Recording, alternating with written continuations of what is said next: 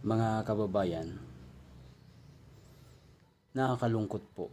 Ngunit babati po muna ako sa inyo ng isang magandang araw. Ito po ang pag-uusapan po natin at re-reaksyonan natin ay ang pagputol po ng ating walang kasing samang presidente sa Pilipinas na si Bongbong Marcos doon sa pondo na inilalaan dati ng Office of the President ni Pangulong Rodrigo Duterte. Doon po sa mga mahihirap po nating mga kababayan na nagkakahalaga po ng 100 milyon buwan-buwan para sa PGH, pangtulong, pang-ayuda, panggamot, at kung ano-ano pa pong mga serbisyo na kakailanganin po ng ating mga kapuspalad na mga kababayan na naratay sa mga pagamutan. Ngunit ngayon po, ang nasabing pondo ay wala na po. Baka po hindi natin alam na ang pondong ito ay kasama na po sa ginahasa ni Bongbong Marcos Jr. na sana para madugtungan ang buhay ng ating mga kababayan, maoperahan sa mga may mga karamdaman na dapat operahan, sa mga iba't ibang karamdaman na kailangang gamutin. Ngunit mga kaibigan, sad to say na wala na po. Pati na rin po ang budget po ng PhilHealth, papalubog na rin mga kaibigan. Dahil pinasauli po sa National Treasury ni Bongbong Marcos, ni Gonggong Marcos, ang pondo ng PhilHealth. At hindi natin alam kung ito po ba ay ibinalik na o hindi pa. Ngunit ang masaklap po ay ang pondo ng PGH na kanilang pinakialaman.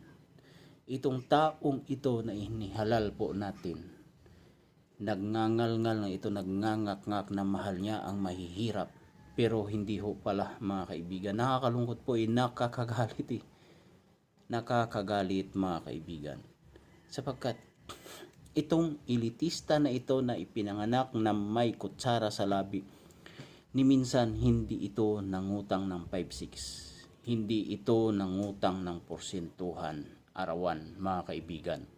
Hindi dama ni BBM ang kahirapan. Hindi niya alam kung ano ang kahirapan, sapagkat ngayon pa lang 'di ba? May 100 billion na siyang tinangay yung mga unprogram ayon kay Saldico. Pati na rin po yung 107 billion na Philippine Deposit Insurance Corporation, na kung saan pasiguruhan insurance po ito ng mga depositor, na kung malugi ang bangko ay may maibabalik kahit paano ang bangko doon sa mga depositors niya. Pero ginamit din po at inilagay sa mga unprogram fund. Hindi natin alam, dahil inilagay din daw di umano po ito sa flood control project mga kaibigan. Ito po ang mga file ng kaso na po na ito. Dapat magkaisa tayo, kasi inililigtas ni Bongbong Marcos ang kanyang sarili sa isang kumunoy.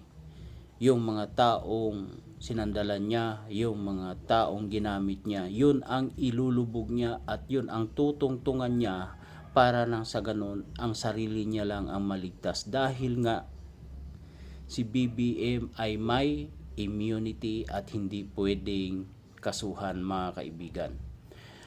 Kaya nga lang po, sa kabila po ng lahat mga kaibigan, ang taong bayan ang kawawa nito. Siguro ayaw pa niya mag-resign dahil alam niya raw na lalong maghihirap ang Pilipinas kapag bumaba siya sa pwesto. Pero hindi po totoo yun. Kabaliktaran yun. Hindi siya bababa sa pwesto hanggat may natitirang kurakutin sa kaban ng bayan, mga kaibigan.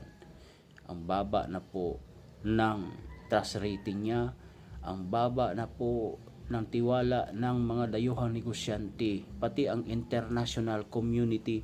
Ang Pilipinas na ngayon ang topic, mga kaibigan. Masyado nang nakakahiya. Hindi na ba siya tinatablan sa ganong mga batikos ng ibang bansa? Pati na rin po ang mga dayuhang businessman, business company, mga kumpanyang malalaki, wala pong tiwala sa Pilipinas, mga kaibigan. Nung pumunta siya sa ASEAN, wala po siyang nahikayat. Ang kinausap niya lang Samsung. Samsung matagal na po dito sa ating bansa. Sa katunayan, may mga factory na po dito ang Samsung. Ngunit Samsung lang. Ang iba, mga kaibigan, nagsisalayasan na. Ngayon balik po tayo sa mga doon po sa ating topic, yung sa PGH. Napaka walang puso. Napaka walang hiya. Dahil matitiis mo mula sa bata papunta sa mga matatanda, senior citizens, ang dinadala dyan. Dahil yan ang sentro ng pagamutan ng Pilipinas na pag-aari ng gobyerno. Ngunit sa ngayon, anong nangyari? Kapos na po sa budget. Kapos na po. O ang mga tao doon na dapat tulungan dahil na dapat lang din deserve silang tulungan, ngunit nasaan na ang 100 million pesos kada buwan na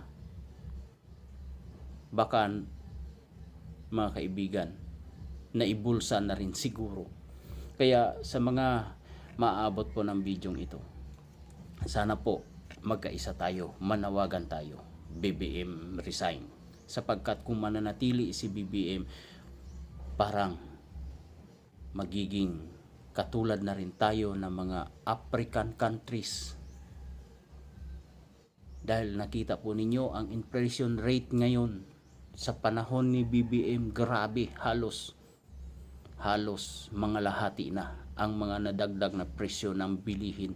Ngunit ang mga produkto ng mga magsasaka, ang produkto ng mga mangingisda ay mura.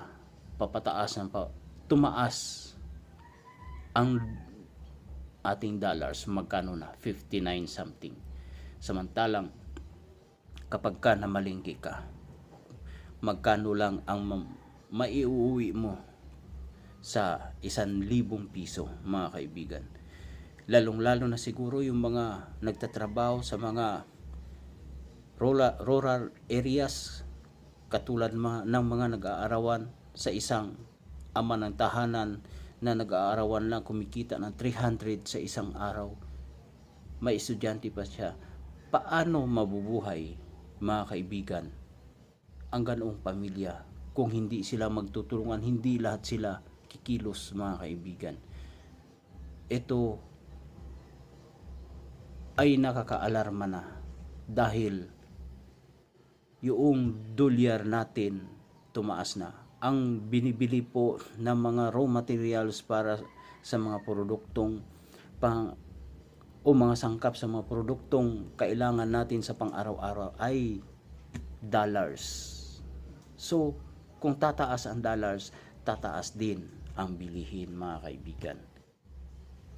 Kaya, ano na mangyayari sa kinabukasan ng Pilipinas? Ano na mangyayari sa mga kabataang Pilipino sa susunod na henerasyon?